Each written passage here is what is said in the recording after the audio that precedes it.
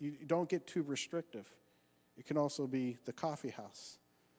It can also just be going out for a meal together. It could be spending time in any way, connecting deeply, but letting the connection get deeper than superficial. That's when they had gladness of heart, because they felt connected. And when people feel connected, but that includes reaching out. And that's why I said I'm throwing this out as a proposal, because I'm really about freedom and free will offerings and, take it or leave it in a sense. It's an idea. I believe it will work. But what happens is if you guilt people into it, or you have to do this, or who are the three people, then it becomes something dead. But it's also that people have insecurities, they have fears. There's so many things that to make people feel bad if they haven't done it, it's not good. Plus, sometimes people's lives are just busy. Sometimes they're so hurt and they're afraid to. So that's what I'm saying. It's an idea that I'm throwing out. It's something we can grow towards if people buy in and run with it. But at the same time, we can't take something and run with it in a way that robs people of life instead of it gives it. Does that make sense? So I'm just throwing this out there for you. Some more. No, I'm going to skip a lot of these. Next one. I'll just move on to my other 2 points. And I'm going, okay. I'm not even going to read the scriptures. Yeah, okay, I got it. Number 2, the unity of the Spirit. The unity of the Spirit. It says, strive to maintain the unity of the Spirit in the bond of peace. And a lot of times the church has thought the unity of the Spirit means we have all the same doctrine. But we're trying to build something different here. Because I know the unity of the Spirit is I recognize my brother and sister. I recognize Christ in them. I can recognize them and run with them together even when we believe differently. For example, me and Mel, we think very differently about the sons of God and daughters of men and what kind of babies were born, right? If people can track with me, some might not track. And if you're interested, ask. I'm trying to speed things up. But that's a minor. I'll probably never convince Vel, and Mel will probably never convince me, so we can't serve God together because he doesn't agree on this doctrine. You see what I'm saying? No, I would be robbing myself of a genuine friendship of somebody who loves God and has the Word at a level that is so transformative if I get hung up on something so stupid. Does that make sense? They don't believe like I do. I got to prove that I can get them to believe like me. Alan's a perfect example. Actually, Alan, he doesn't know this. He's always putting the heresy jar up here. And Alan has some ideas that are so unique that sometimes when I meet people, including, I won't tell them because he came in here and they might use our church on Saturdays. But I said, yeah, I even have people in my church that believe such and such. They lost their everlasting mind. They were like, what? Really? And I'm like, yeah. How do you? It was like they were just flabbergasted. And I go, because if I miss how he loves the Lord with all his heart and is committed to Jesus and loves people so well because I get hung up because we don't agree on this doctrine, the kingdom is being lost. Totally lost because we're focusing on something other than the unity of the Spirit and the bond of peace. It's a spiritual thing, and it's alive. And when you're with somebody who loves the Lord, they light up about Jesus. They're passionate about Jesus, right? I'm like, so me and Alan, I'm like, no, Alan loves Jesus and loves people well. And if you ever get sick or have COVID, he'll be at your door helping you.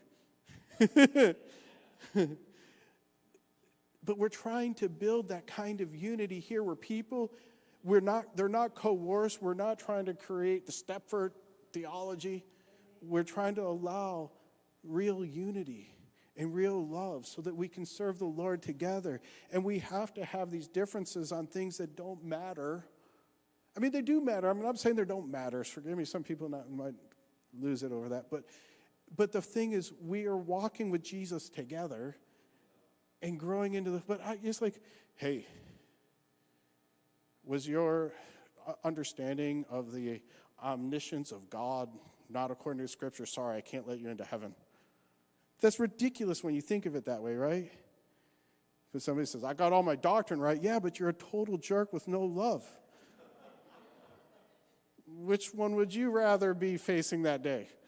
Just saying, right? The unity of the Spirit and the bond of peace. Love well. Close it up with, I'll do the closing and then go back. Restoring human flourishing through the gospel. I was trying to make it simple. That's our vision.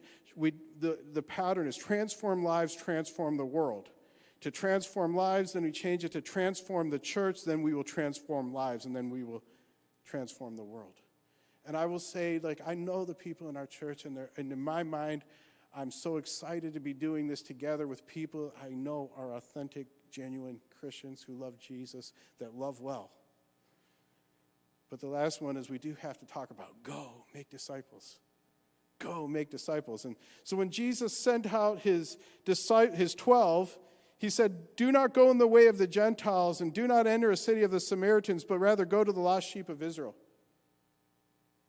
Just letting you know it's okay to focus first on the body because it creates a net that will bring them in.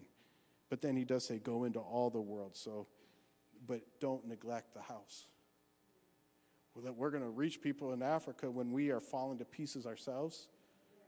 Right? Come on. But then he says, and when you go, preach, saying the kingdom of heaven is here now. Heal the sick, cleanse the lepers, raise the dead, cast out demons. Freely you've received, freely give. Go. But this imagery, I'm going to wrap it up with this idea because it's now time to close. But if I tell you to go out and heal the sick and cast out devils, the only one who will jump up excited about that is Pastor Mike because he has a gift for it. And so what that does is it relegates it to a minor part of the body that is like, yeah, I'm gung-ho about that, Lord, instead of, God, I have no clue how to even do that.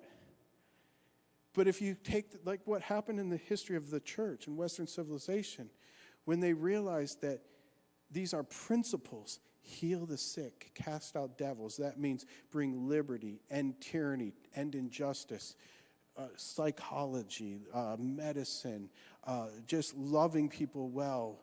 If I tell you to go and deliver people from feeling worthless and alone and valueless, I can do that. Go out and heal the world, teaching them to say, man, I'm so sorry, I shouldn't have done that. Teaching them to apologize, teaching them to forgive, teaching them to let go of bitter anger, hatred, and resentment. I can go do that. Yeah, now you're empowered and equipped. Go. It's no less of an expression of that mandate to heal the sick and cast out devils, to teach people to apologize or to forgive. Because it heals, it delivers, it transforms. But see, we're trying here to fulfill this vision, restoring human flourishing through the gospel of Jesus Christ. Hopefully we saw the value of the church in this mission so that we can figure out how to activate that latent power hidden in the church. And even hopefully why we wrestle with a lot of these ideas of expanding an idea of what does it mean to go and heal the sick and cast out devils. Hopefully those ideas start to stir up that latent power of the church because it makes the vision clear so that we can run with it.